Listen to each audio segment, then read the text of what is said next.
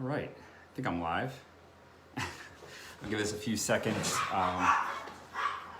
Hear dogs barking in the background. Figures. Okay, so I am going live now to talk about my week of being vegan. Before I get started, I always, whenever I go into these nutritional talks, I have these disclaimers I just bring out that I'm not a doctor, I'm not a nutritionist. Any formal advice that you really need to receive, you should go to one of those licensed professionals. I can really only talk about my own experience and really go from there. So that's what I'm really going to do. And I want to try and see, I'm using my cell phone because the camera on my laptop's just awful. So I'm going to try and see if I can pull this up on the iPad without any... So I'm going to try and see if I can... You got the delay on here. Hold on. There we go. Okay. I wanted to try and get the comments, so because I can't really see them that well on my cell phone. All right. So what I wanted to talk about was this week of being a vegan. I didn't really say that I was going to commit to changing my lifestyle. I frankly enjoy animal proteins, but I just wanted to challenge myself and see what it was all about. Granted, you probably need several weeks of eating a vegan meal plan or any other kind of meal plan for that matter to really have a grasp of what your body is doing and how you're responding, really how you feel. But I can tell you just after the week that I felt great. I was actually shocked on the energy that I had. Granted, I did miss my workout yesterday because I was exhausted, but that was more work and stress related than anything else. But I can say that I was full. I could probably say that that was due to the nutrient-dense foods that I was eating. I was really shocked at the fact that I wasn't hungry. Again, I had more energy, and the food was good. So to just say, like, as far as the meal plan itself, it wasn't that big of an adjustment for me. I was already eating very clean. As you saw my meal plan, as you see my meal plans pretty much every week, what you see is what I eat. I don't eat, I might treat myself once a week, but then I move those foods that I didn't eat during the week to the weekend. So, nothing really goes to waste, unless, sometimes those blueberries might look kind of bad by Saturday, but it is what it is. It was really just a matter of me taking out 3 proteins. I generally have eggs, I generally have some ground turkey, and then it could be chicken, or really 4 or 5, okay.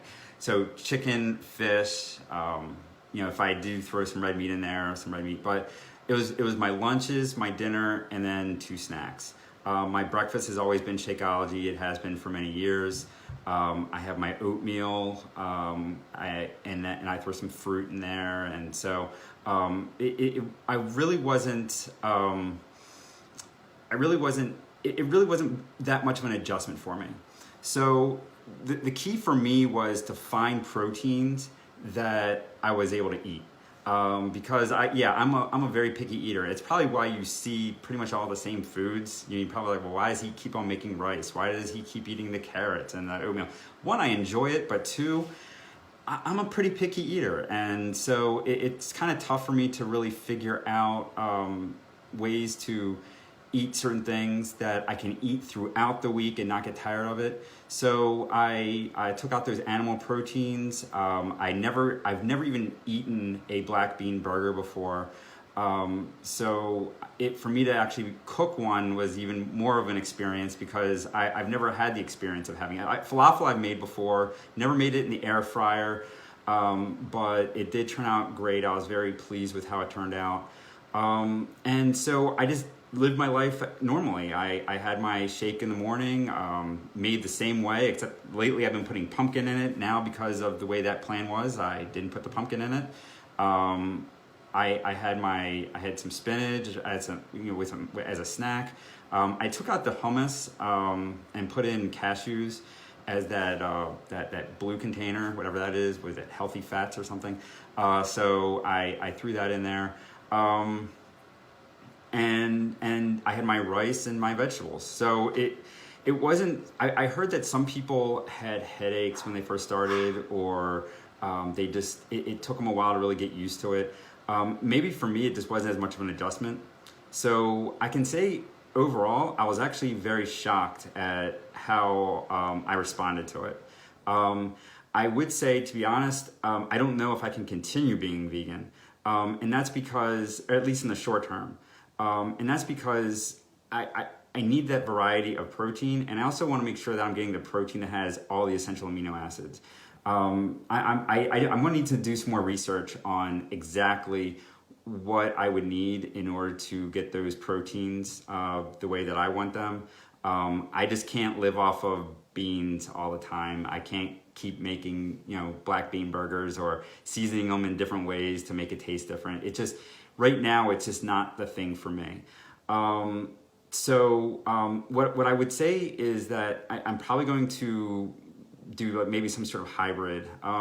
I'm thinking that maybe I will reduce the amount of animal protein I'm eating. This meal plan that I have this week that I created is really more pescatarian than anything else.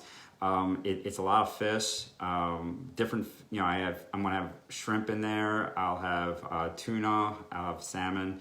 And that's going to be rounding out the whole week. And then obviously I'll have my normal snacks and my breakfast. So, would it be, pescatarian? Would it be more, there's that new term floating around called flexitarian, where it's, you are still having some animal proteins. Maybe, it depends on your own flexibility as it starts out as flex. But it's really just a matter of what I really want to do and how I'm going to respond to it. But I will say that I had a lot more energy. I was full. I was satiated. I was not craving anything. I was drinking plenty of water on top of that. So what I want to say is when it comes to your own journey, when it comes to your own nutritional lifestyle, whatever you want to call it, it's going to have to be an evolution. You really don't want to necessarily jump into something all in. If you're not 100% sure what you're doing, yeah, it's nice to fail forward. Yes, it's great to learn as you go, but you also want to make sure that you're not going to lose confidence in it, or not trust the process, or just jump back to your old habits. Do you want to evolve? Yeah. The quicker that you evolve, the quicker that you jump into it, I would say the shorter the time frame would be to really change those habits. For me, it's been one big evolution. When I first started, before I even was introduced to Beachbody, I was just dropping soda. That was the first thing that I did, was drop soda. And I was always joking that my dining bill went down because I wasn't getting soda when I went out to eat. I would get water.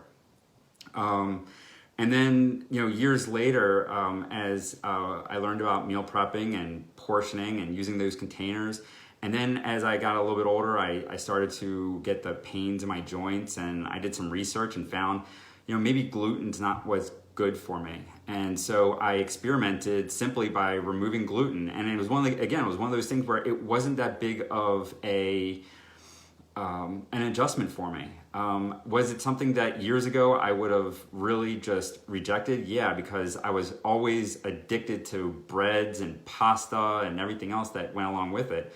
But instead, I simply dropped the pasta and I replaced it with rice or quinoa or sweet potatoes, something of that nature, that I didn't have to have whole wheat pasta, even though they say whole wheat pasta is good for you. Well, it wasn't good for me.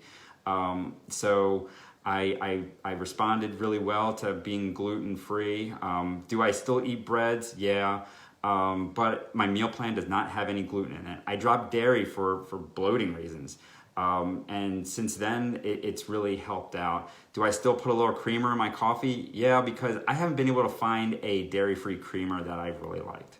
So do I use a lot of it? No, but it's just enough to flavor my coffee. So went from there. The other thing that I've changed, artificial sweeteners. A lot of people, when they go on their diets, they drop sugar and they'll get those pink, blues, and yellows. Those are just, poison in my opinion. Do I put, I have tried black coffee. It just really hasn't worked out for me. I do have my espresso that I can just take a shot of and just down, and it's not a big deal. But I do enjoy my coffee, and I use monk fruit sweetener. It's keto friendly for those who are on the keto diet. It's 0 in the glycemic index. It's not processed like it is for like the Splenda and even Trivia and the pinks and the blues and stuff of that nature. So I would say that you have to be patient. One thing that I was actually reading in personal development today, actually, it was talking about a seed. You go and you plant a seed, and you don't dig up the plant just because you don't see anything happening.